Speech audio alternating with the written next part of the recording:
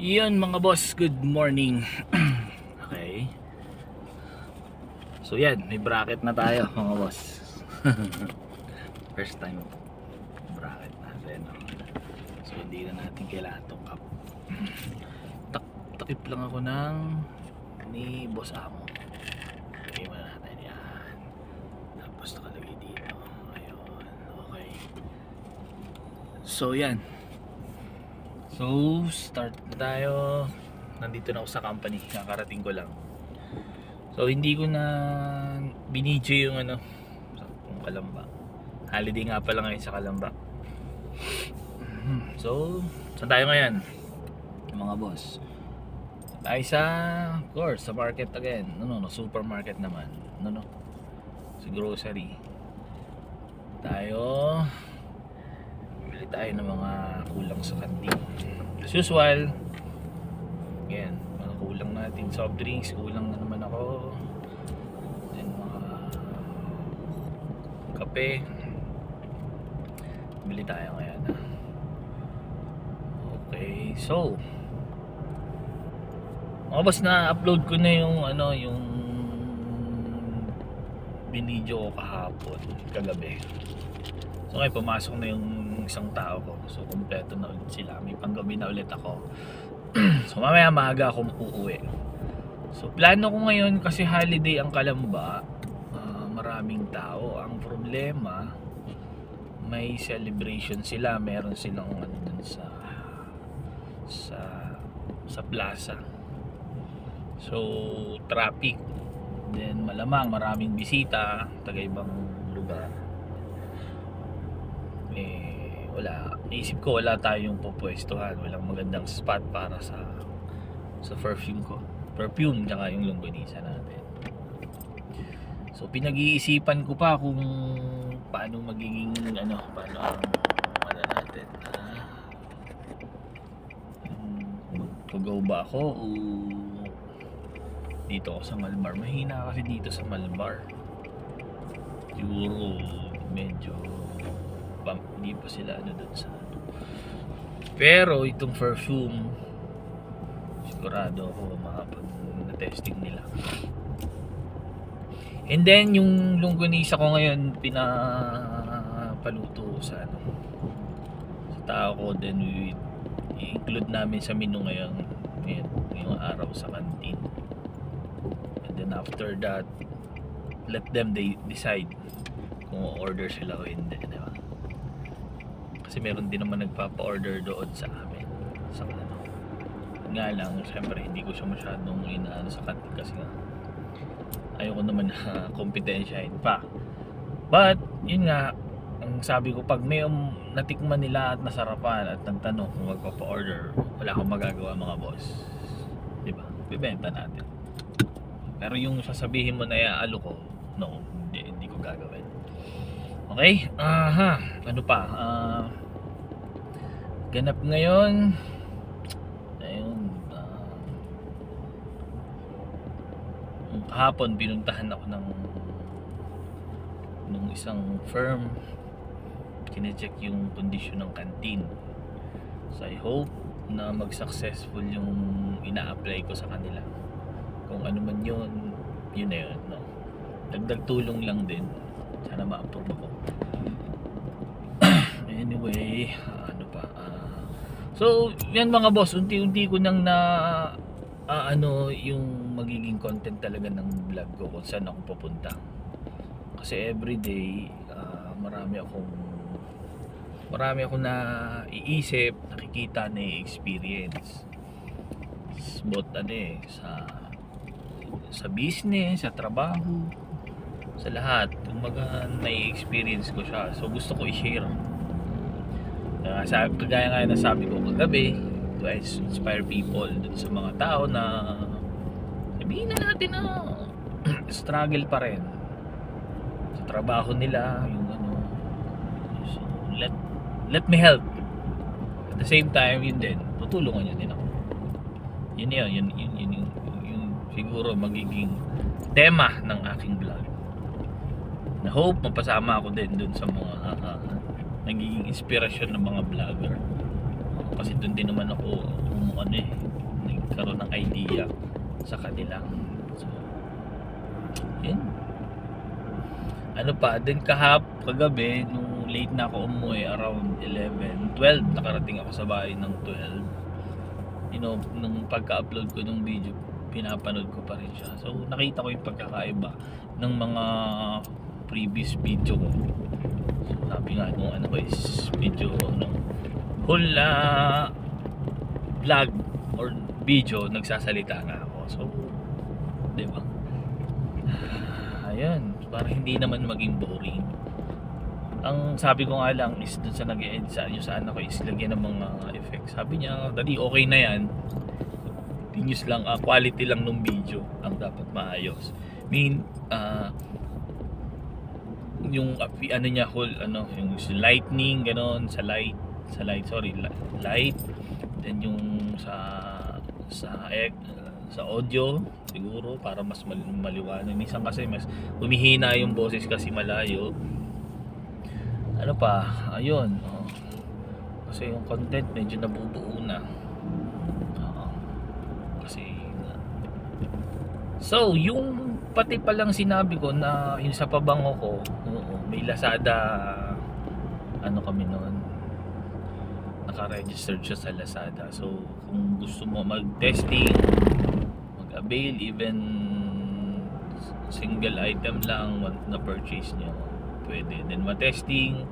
Then open ako sa reseller kami, PM lang nyo kami, usap tayo doon para makapag tayo ng magandang price. So win-win situations, di ba? So kasing makilala yung firm kasi ako mismo nag-testing nun, nababanguhan ako. Promise. So sana lang tuloy-tuloy siya.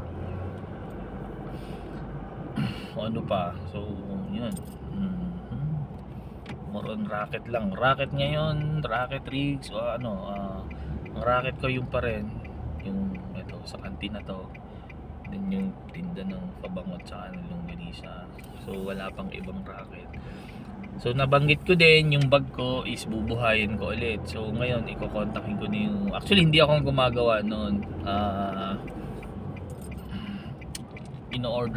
Mag-in-order ko lang din siya. Kaso ang nun is tested ko na yung yung quality ng bag na yun kasi hindi ko siya ibebenta or ko naman yung business ko kung pangit yung quality niya. I mean, okay. Of course, local brand. Hindi naman pwede natin kumpara siya dun sa, kung alam niyo yung Anoka brand na bag, which is around 15,000, I think, if I'm not mistaken. 15,000 yata yun, nagre-range 15 to 20. Oo. Yun, imported yun. Kumbaga maganda talaga yung niya kasi imported naman, but 15,000 is pricey masyado. So yung sa aking binibenta is mababa lang siya.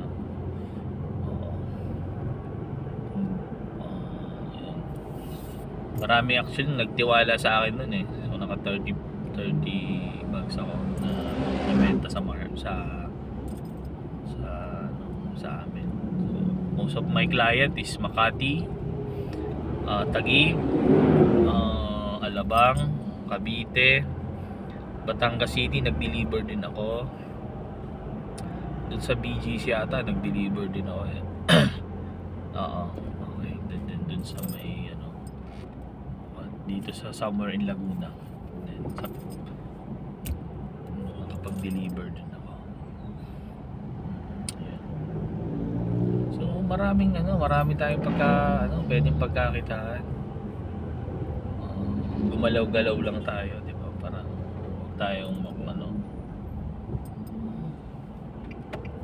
standby muna ako dito kasi maraming namamalengke sa binebentahan ko, binebelaan ko.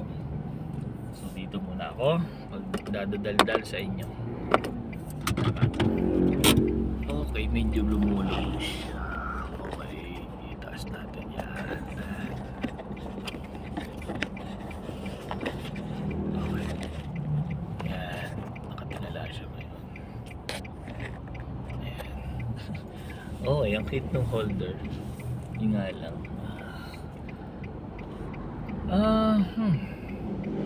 So, kaano? Tingnan lang natin kasi ang daming nakapark na sasakyan. Bili lang ko ng soft drinks. So, pansamantagal. Dito muna tayo.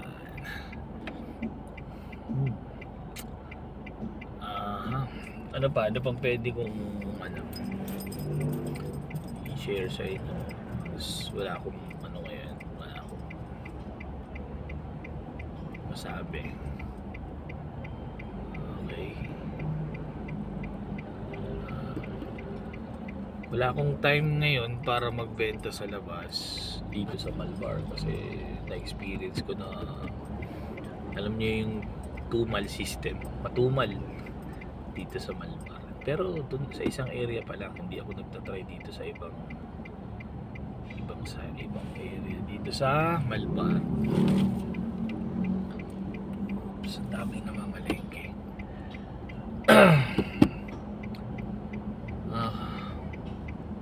Kaya baka meron kayong suggestion sa akin kung meron man nanonood ngayon o mapadaan dito sa channel ko, paki-comment naman.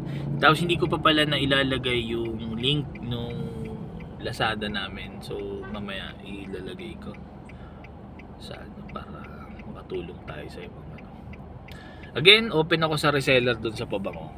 Maganda yung item, hindi ako mapapahiya sa inyo mga boss, no?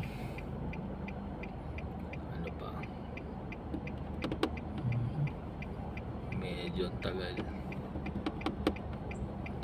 boss. Actually open na siya. Problema ko ang daming nakapark mga boss, so delikado so kailangan safety rin to si Panther. Ayun nga pala, speaking of Panther, yung rolling pickup ko meron na akong tarpaulin na ilalagay sa likod para ma-recognize tayo ng mga tao bibili. So dun sa tarpaulin na yun, so yun yung official logo, nakalagay dun yung number ko, pangalan ko din, yung address. Kasi minsan yung iba kasi ayaw magtiwala. I mean, halimbawa pumunta ka sa isang lugar, mag-display ka ng mga items mo, minsan ayaw nilang kasi syempre hindi natin maaalis, maraming manluloko ngayon. Syempre lalo na kung mga ganito ang galawan, di mo? hindi basta-basta sila nagtitiwala, especially yung mga teenager, which is tama naman, okay yun. Vigilant tayo, parang tayo, obserba, hindi basta go ng go. Let's say halimbawa masamang tao talaga ako, di ba? Parang isakay ko na lang dito sa mag-iingat din, yun. So ngayon naisip ko para naman at least mapanatag sila or is halimbawa ngayong araw andun ako, ngayon wala mang bumili, at least nakikita nila ako doon, and then the next day andun ulit ako, parang okay, lagi na nila ako nakikita, okay, at least nila sa sarili, hindi, safe to, nagtitinda lang talaga si kuya, so more on business lang talaga si kuya, parang ganun ang thinking ng iba, diba? Ang problema lang, let's say kung isang araw wala akong bumili sa'yo, so paano naman ako, diba? Yun naman din, may positive, may negative, ang hirap. So kailangan tiyaga ka lang, then ayun, huwag mong titigil, parang lang, continuous ka, para kasi hindi naman nakukuha lahat ng bagay sa isang araw lang, isang beses lang. Dapat tuloy-tuloy, di ba? Para sabi nung sa kanta ni Floji, pokpok ako ng pokpok kaysa mukmuk ng mukmuk, di ba? So continuous lang, hard work tayo, dire-diretso, kasi nga kung mag-stop ka na or maghihintay ka na lang sa loob ng bahay nyo, wala, sa tingin ko wala, not unless tumaya ka sa loto, nanalo ka, Kaso dito sa atin hindi ko alam kung ilang percent ng matuturing nun, kung totoo, kung ano ba talaga. Sabi nga nila, nasa Diyos ang awa, nasa tao ang gawa. Tama bang ano? Oo, di ba? Kaya ako, yun yung motto ko eh. Pero dumadating din sa time na nanghihina ako para ngayon yung mga nitong araw, huling araw, gano'n, nararamdaman ko yung gano'n. Parang nanghihina ka, wala ka naman sakit, binahihina ka nung isip mo. Yun sa akin ha. Parang halimbawa, ito na naman, ganito na naman, wala nangyayari. Parang, tapos, epektado na yung buo mong sistema. Hanggang sa pag uwi mo sa bahay, galit ka na lang sa mga tao sa bahay. Galit ka sa asawa mo. Pero hindi mo alam, hindi mo maipaliwanag kung anong problema mo. Kung anong problema ko. Tapos magtataka na lang sila na, diba? Yun yun. So ako ngayon, ang ginagawa ko, pag nararamdaman ko yung mga ganon, kumbaga, iniiwan ko saglit, alis ako sa isang lugar na pwede akong malibang, pwede akong para mawala sa isip ko yun. Kasi yung isip, ang nagpapaano na, sobrang isip, diba? Kaya siguro maraming nawawala ng maaga yung mga bata pa kasi nga gawa nun. At yun yung nararamdaman ko pag sumasapit yung time na yung may problema ako na hindi ko alam kung paano ma-manage siya. Oo, yun. Pati yung wife ko ganun din, kaya ang ginagawa niya cellphone. Kasap siya ng yung mga vlogger na mga komedyante. Ayun. Sa akin naman, open ako ng cellphone. Doon ako sa mga sa mga vlogger na nagbibigay ng encouragement na huwag ka sumuko. Hello, hindi lang ikaw may problema niyan. Mas marami pang mas may problema, mas mabigat sa iyo. Kumaga, tingnan mo tong other side na to. Problema ko pambayad ng kuryente, pero siya ang problema niya. May sakit siya. Hindi siya gumagaling kahit meron siyang pambili ng gamot, may pang pa-ospital. 'Di ba? Parang ganoon, parang timbangin mo lang din, hindi pare-parehas ang problema. So yung problema ko pala kumpara sa problema niya, katiting lang. It lang. Problema pa rin. Sa akin naman kasi, yun. Kaya nakikita ko dun sa maagang nawawala or maagang sumusuko. Sa depression ba? Kaya nga nun. So, number 2, kailangan mo din ng makakausap. May hihingahan ng problema mo. Hindi yung kikim-kimin mo lang. Kasi pwede siyang sumabog. Sa akin ngayon, okay to. Ito. Yung may kausap akong cellphone. Hindi naman sumasagot. Pero nasi-share ko yung yung problema. Tapos yung nagawan ko ng solusyon. Salamat. May mga taong tutulong sa'yo. Salamat. Ganun. Diba? Huwag tayong makakalimot tumawag sa kanya. Even hindi tayo nagsisimba ako, hindi ako pala simba eh. Siguro birthday ko, nami-miss ko pa. Pero nagsa-sign up the cross ako once na then hingi ako ng tawad ng gano'n. Tapos hingi ako ng tulong. Yun ako. Then ngayon, tinatry ko na yung minsan may humihingi sa atin ng ganyan. Bigay tayo, nagbibigay ako. Nang wala na akong sinasabi. Bukal na sa loob ko. Hindi kagaya dati, nang magbibigay ka nga lang, 5 piso na nga lang ibibigay mo. Dami po sasabi, dami ko pa sinasabi sa mga ngayon hindi na siya. Although, minsan pa rin, nalabas pa rin yung talagang natin. Pagka halimbawa, sumusobra naman sila kasi mas nagbigay ka. Sunod-sunod, si Ninong. So, nalayo tayo. Ayun. Yung makakapanood ng video ko na to, marami akong pwedeng i-offer sa inyo na pagkakakitaan. or kung hindi man, at least ma-inspire kayo kung may mga sinasabi akong tama, makabuluhan. Kung meron man, kunin nyo yun. Pero kung wala, redundant lang, tagpasensyahan nyo na. Yun lang naman ang sa akin. Ano pa? So far pa lang nakakuha na ako nitong bracket ko na to.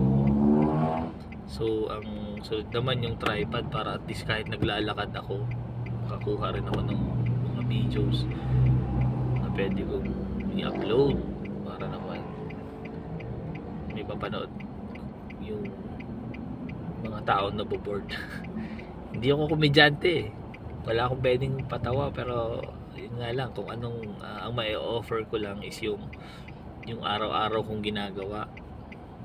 Wala kasi akong kailangan gawin, kasi yun na yung lagi kong ginagawa. Ngayon, kung may bago akong racket, ayun, siguro hinihintay ko nga lang yung fashion show ng anak ko, para naman at least matulungan ko din siya. Kasi ayaw niya maggawa ng channel, ayaw niya mag video. So gusto niya lang mag modeling, din may business din siya. So ngayon, sabi ko, kung ayaw niyo, ako na lang sakali, di ba? Oops, dami namamalengke, hindi pa ako makalis. So yan, itong kagandahan nito, hindi ako naboboard. Kasi meron akong pinagkakaabalahan, di ba? Time check tayo mga boss, 8:01 in the morning. Ang programang ito ay hatid sa inyo na parang ganun.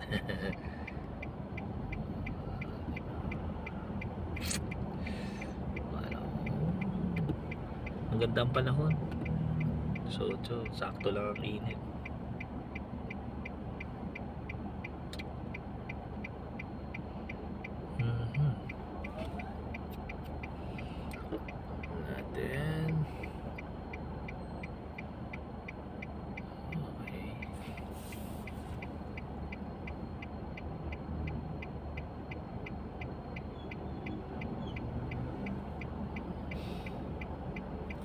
Dahil pa rin hindi pa umaalis siya. So dito ako holiday.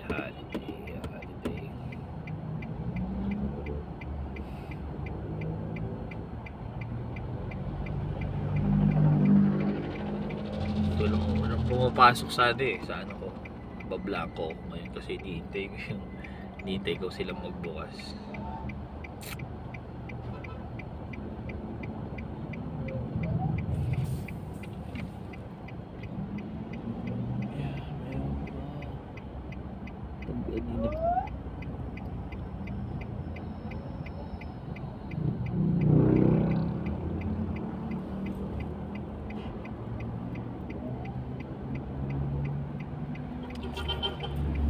So wala na akong choice, kailangan na magpunta doon kasi baka may mga kumain na ay wala akong mapainom sa kanilang drinks. So mga boss, dala tayo. So paano? Ano ba ito? 20 minutes tayo.